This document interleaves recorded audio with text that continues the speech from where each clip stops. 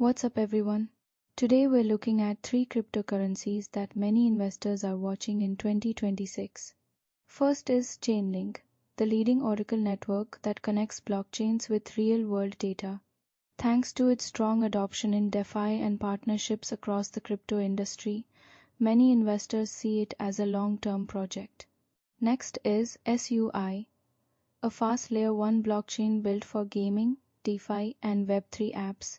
With low fees and high transaction speeds, it's one of the newer ecosystems gaining attention. Finally, there's Render, a decentralized GPU network that supports AI 3D rendering and visual computing.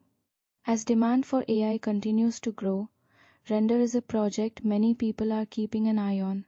Remember, no one can guarantee which coin will explode next. Always do your own research, manage your risk, and never invest more than you can afford to lose.